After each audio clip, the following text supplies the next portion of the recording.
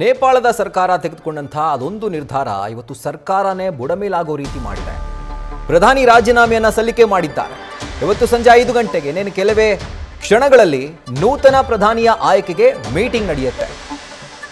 ಇವತ್ತು ಬಹುಶಃ ಪ್ರಧಾನಿ ಆಯ್ಕೆ ಆಗುವಂತಹ ಸಾಧ್ಯತೆ ಇದೆ. ಬಹುತೇಕ ಫೈನಲ್ ಆಗಬಹುದು. ಮತ್ತೊಂದು ಕಡೆ ಮಧ್ಯಂತರ ಸರ್ಕಾರ ರಚನೆಗೂ ಕೂಡ ಈಗ ಒತ್ತಾಯಿಸಲಾಗ್ತಾ ಇದೆ. ಸಂಸತ್ನ ಡಿಸಾಲ್ವ್ ಮಾಡಿ ವಿಸರ್ಜಿಸಿ ಹೊಸ ಚುನಾವಣೆಗೆ ಹೋಗಬೇಕು ಅಂತ ಹೇಳಿ ಡಿಮ್ಯಾಂಡ್ ಕೇಳಿ ಬರ್ತಾ ಇರೋದು. ಈಗ ಬಹುಶಃ ಹೆಂಗಿದೆ ಅಂತಂದರೆ ಪರಿಸ್ಥಿತಿ, ಜನ ಏನು ಹೇಳ್ತಾರೋ ಅದನ್ನು ಸುಮ್ಮನೆ ಕೇಳಬೇಕೀಗ. ಅಕಸ್ಮಾತ್ ಏನಾದರೂ, ಈಗ ಸದ್ಯಕ್ಕೆ ಸೇನಾ ಕೈಯಲ್ಲಿ ಈಗ ಆಡಳಿತ ಇದೆ. ಸೇನೆ ಕೂಡ ಅಕಸ್ಮಾತ್ ಏನಾದರೂ ನೋಡಿ, ಒಂದು ದೇಶವನ್ನು ಕಾಯಬೇಕಾಗಿರುವಂಥ ಮಿಲಿಟರಿ ಅದು ನೇಪಾಳದ ಸೇನಾ.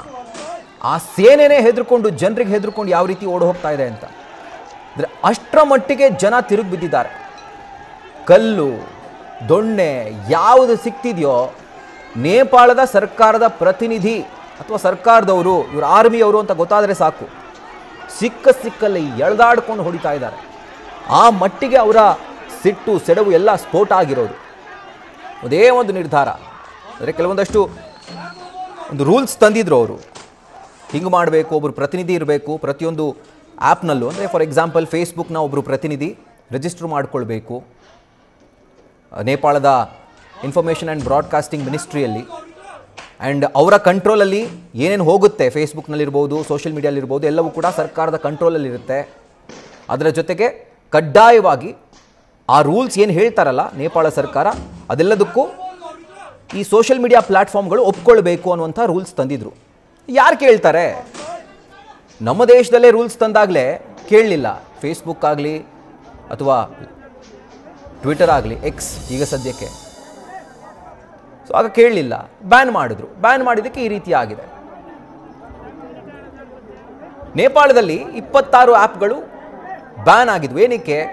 ರಿಜಿಸ್ಟ್ರೇಷನ್ ಮಾಡ್ಕೊಳ್ಬೇಕಿತ್ತು, ನೋಂದಣಿ ಮಾಡ್ಕೊಳ್ಬೇಕಿತ್ತು. ಆದರೆ ಅವರು ಮಾಡ್ಕೊಳ್ಳಿಲ್ಲ, ಹೀಗಾಗಿ ಬ್ಯಾನ್ ಮಾಡಿದರು. ಸೆಪ್ಟೆಂಬರ್ 5ರಂದು Facebook, YouTube, X, Insta ban ಆಯಿತು. ಲಿಂಕ್ಡ್ಇನ್ ಸೇರಿದಂತೆ ಎಲ್ಲ ಆ್ಯಪ್ಗಳು ಕೂಡ ಬ್ಯಾನ್ ಆದವು. ಸೊ ಬ್ಯಾನ್ ಮಾಡಿ ಆದೇಶವನ್ನು ನೇಪಾಳದ ಸರ್ಕಾರ ನೀಡಿತು. ಇನ್ನು ಆ್ಯಪ್ ಬ್ಯಾನ್ನಿಂದಾಗಿ ಜನ ಕಂಗೆಟ್ಟು ಹೋದರು. ಏನು ಮಾಡಬೇಕು ನಾವು? ಸೊ ಹಾಗಾಗಿ ಬೀದಿಗಿಳಿದು, ಅದರಲ್ಲೇ ಎಸ್ಪೆಷಲಿ ಯುವ ಪೀಳಿಗೆ ಪ್ರತಿಭಟನೆಯನ್ನು ಮಾಡ್ತು ಸರ್ಕಾರದ ವಿರುದ್ಧ. ಜೆನ್ಜಿ ಅಂದರೆ 2000 ಇಸ್ವಿಯಿಂದ ಈಚೆಗೆ ಹುಟ್ಟಿರುವಂಥ ಜನ್ರೇಷನನ್ನು ಜೆನ್ಜಿ ಅಂತ ಏನು ಕರಿತೀವಿ, ಜೆನ್ಜಿ ರಸ್ತೆಗಿಳಿದು ಪ್ರತಿಭಟನೆಯನ್ನು ಮಾಡ್ತು.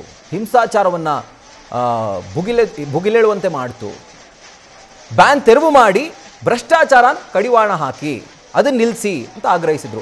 ಸರ್ಕಾರದಲ್ಲೇ ಇಷ್ಟೆಲ್ಲ ಭ್ರಷ್ಟಾಚಾರ ಇದೆ, ಇದನ್ನೆಲ್ಲ ಬಿಟ್ಬಿಟ್ಟು ನೀವು ಫೇಸ್ಬುಕ್ಕು, ಸೋಷಿಯಲ್ ಮೀಡಿಯಾ ಪ್ಲ್ಯಾಟ್ಫಾರ್ಮ್ಗಳನ್ನ ಬ್ಯಾನ್ ಮಾಡ್ತೀರಿ ಅಂತಂದರೆ ಎಂಥ ಒಂದು ನಿರ್ಧಾರ ಇದು? ಸೊ ಈ ಒಂದು ನಿರ್ಧಾರದಿಂದಾಗಿ ಭಾರೀ ಪ್ರತಿಭಟನೆಗಳಾದವು. ಇನ್ನು ಹಿಂಸಾಚಾರದ ಬೆನ್ನಲ್ಲೇ ಓಲಿ ಸರ್ಕಾರ ಮಣಿತು, ಸೋಷಿಯಲ್ ಮೀಡಿಯಾ ಬ್ಯಾನನ್ನು ಲಿಫ್ಟ್ ಮಾಡಿತು. ಆ ನಿರ್ಧಾರವನ್ನು ಹಿಂಪಡೀತು ಸರ್ಕಾರ. ಆದರೂ ಹಿಂಪಡೆದ್ರೂ ಕೂಡ ಈ ಯುವ ಪೀಳಿಗೆ ಅಂತೂ ಜಗ್ಗಲ್ಲ, ಬಗ್ಗಲ್ಲ, ಕುಗ್ಗಲ್ಲ, ತಗ್ಗಲ್ಲ ಅಂತಿದೆಯಲ್ಲ, ಅದೇ ಥರನೇ ಫಾಲೋ ಮಾಡ್ತಾ ಇರೋದು ನೇಪಾಳದಲ್ಲಿ. ಯುವ ಪೀಳಿಗೆ ಕಿಚ್ಚು ಯಾವ ಥರ ಇದೆ ಅಂತಂದರೆ ಇನ್ನೂ ಆರಿಲ್ಲ. ಇಷ್ಟೆಲ್ಲ ಆದರೂ ಕೂಡ ಇನ್ನೂ ಆ ಕಿಚ್ಚು ತಣ್ಣಗಾಗಿಲ್ಲ. ಯುವ ಪೀಳಿಗೆ ಕಿಚ್ಚು ಯಾಕೆ ಅಂತಂದರೆ ಈ ಥರದ ಒಂದು ಭ್ರಷ್ಟಾಚಾರಿ ಸರ್ಕಾರ ಇದೆ, ಅದನ್ನು ಬಿಟ್ಬಿಟ್ಟು ಸರ್ಕಾರದಲ್ಲಿರುವಂಥ ಭ್ರಷ್ಟಾಚಾರವನ್ನು ನಿಗ್ರಹ ಮಾಡೋದು ಬಿಟ್ಟು ಇವರು ಸೋಷಿಯಲ್ ಮೀಡಿಯಾನ ಬ್ಯಾನ್ ಮಾಡ್ತಾ ಇದ್ದಾರಲ್ಲ ಅಂತ ಹೇಳಿ ಅವರ ಕಿಚ್ಚು ಅಂದರೆ ಆ ಪಿತ್ತ ನೆತ್ತಿಗೇರಿತ್ತು ಅವ್ರಿಗೆ. ಸೊ ಈ ಒಂದು ಕಿಚ್ಚನ್ನು ಅವರು ರಸ್ತೆಗೆ ತಂದರು, ಪ್ರತಿಭಟನೆ ಮಾಡಿದ್ರು, ಹಿಂಸಾಚಾರಗಳು ನಡೀತು. ಹೋರಾಟ ಮತ್ತಷ್ಟು ತೀವ್ರ ಆಗ್ತಾ ಇದ್ದಂತೆ ಜನರನ್ನು ಕಂಟ್ರೋಲ್ ಮಾಡಿಕೊಳ್ಳಿಕ್ಕೆ ಆಗಲಿಲ್ಲ, ಅವರ ಕಂಟ್ರೋಲ್ ಮಾಡಲಿಕ್ಕೆ ಆಗಲಿಲ್ಲ.